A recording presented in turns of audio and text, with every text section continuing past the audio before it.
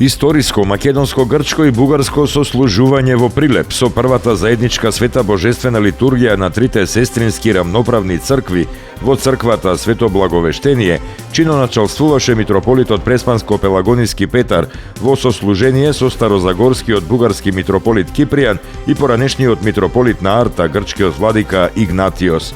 Причестувајќи се од иста чаша, тројцата владици заеднички се помолија за благосостојба на македонскиот, грчкиот и бугарскиот народ. Претходно во саботата на Задушница, владиката Петар со бугарскиот владика Кипријан заеднички отслужија панихиди во Света недела во Битола и во селото Цапари за покој на душите на илинденците и загинатите војници во Првата светска војна. На помените присуствуваа и бројни високи представници на дипломатскиот кор на Бугарија во Македонија, за кои е соопштено дека имале плодоносни и срдечни разговори со владиката Петар.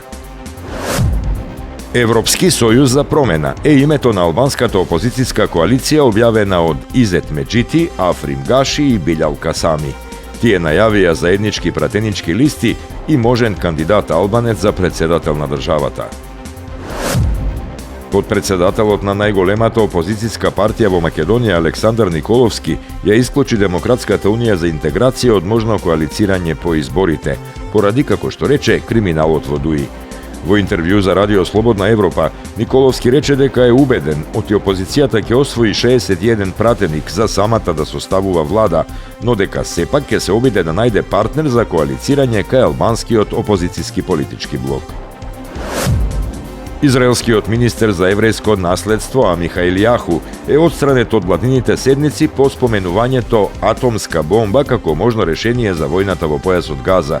Откако се соочи со масовни негодувања, крајнодесничарскиот политичар се правдаше дека неговата изјава за можна нуклеарна интервенција била метафорична.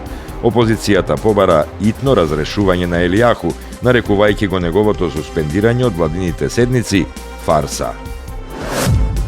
Американскиот државен секретар Ентони Блинкен неочекувано го посети Ирак во, како што е соопштено, обид да спречи регионално ширење на војната меѓу Израел и Хамас.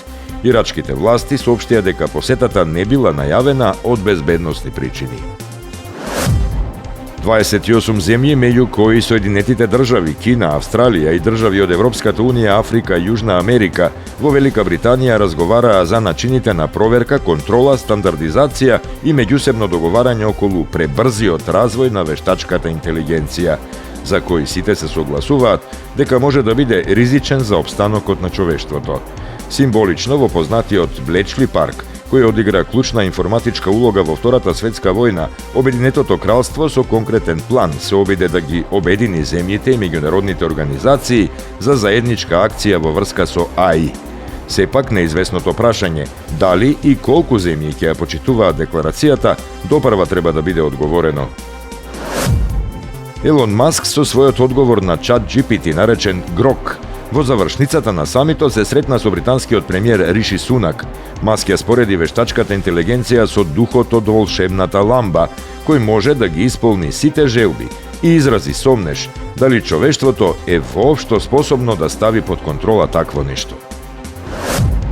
Популарните новоромантични старци од групата Дюран Дюран за следната година најавија концертно враќање на сцената на фестивалот во Сафолк.